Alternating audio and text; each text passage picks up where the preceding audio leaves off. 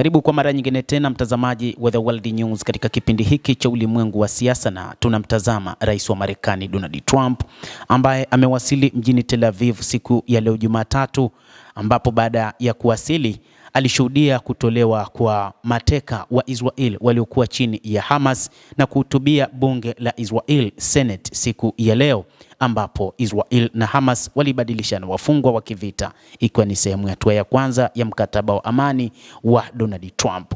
Katika ziara yake, rais huyo wa Marekani, wakati alipofika katika bunge la Senate na kuanza hotuba yake, alianza kusema kwamba ni mwisho wa vita na mwanzo wa umri wa imani na matumaini, huku akisema yeye Donald Trump amefanya kila kitu kwa ajili ya Wayahudi na kuifanya Israel kuwa mahala salama kwa Wayahudi na ulimwengu kwa ujumla. Trump ametangaza alfajiri ya kihistoria katika eneo la Mashariki ya Kati. Ameanza hotuba yake akisema kwamba sasa hakutakuwa na vita kwa mara nyingine tena. Sasa ni wakati wa kusisimua sana kwa Israel na Mashariki ya Kati nzima, Trump alisema. Rais huyo amesema kwamba Marekani inakwenda kusaidia ukanda wa Gaza kurejesha misingi ya utulivu, usalama, utu na maendeleo ya kiuchumi. Rais huyo ameeleza katika hotuba yake akisema zaidi kwamba lengo kamili la watu wa Gaza lazima liwe katika kurejesha misingi ya utulivu, usalama, utu na maendeleo ya kiuchumi, ili hatimaye waweze kuwa na maisha bora ambayo watoto wao wanastahili kweli baada ya miongo hii ya kutisha. Ninakusudia kuwa mshirika katika juhudi hizi, kwa maana kwamba tutasaidia na tutafanya jambo ambalo limekuwa maarufu sana.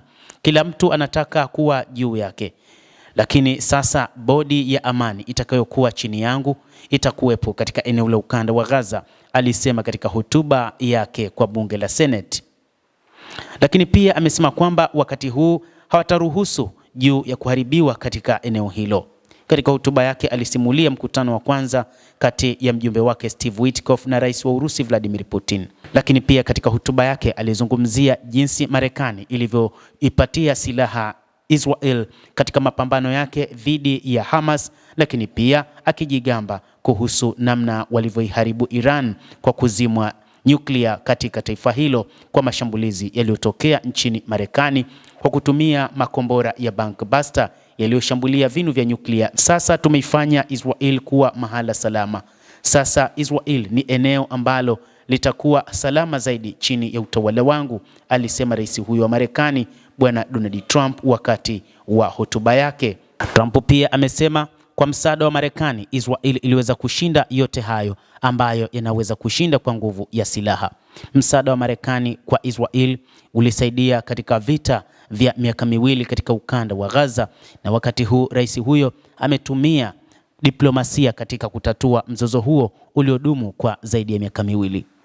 Rais huyo wa Marekani pia alionyesha kusema kwamba ili Mashariki ya Kati iwe na amani, maeneo yote yenye fujo lazima ayashughulikie. Amesema pia kwamba atamuunga mkono rais mpya wa Lebanon Joseph Aoun na dhamira yake ya kuwapokonya silaha kundi la wapiganaji la Hezbollah. Kadhalika amesema kulikuwa na chuki dhidi ya Israel wakati wa utawala wa Obama na Biden, lakini sasa wakati wa utawala wake chuki hizo zimeondoka kabisa kwa Wamarekani dhidi ya ndugu zao wa Kiyahudi katika eneo hilo la Mashariki ya Kati.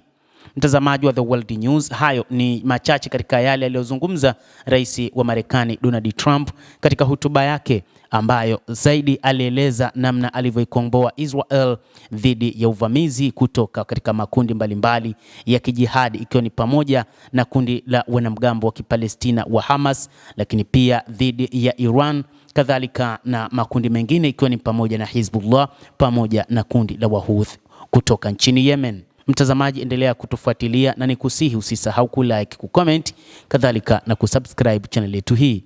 Jina langu ni Adam Hussein. Endelea kuwa nasi wakati wote, endelea kutufuatilia uyajue mengi yanayojiri duniani.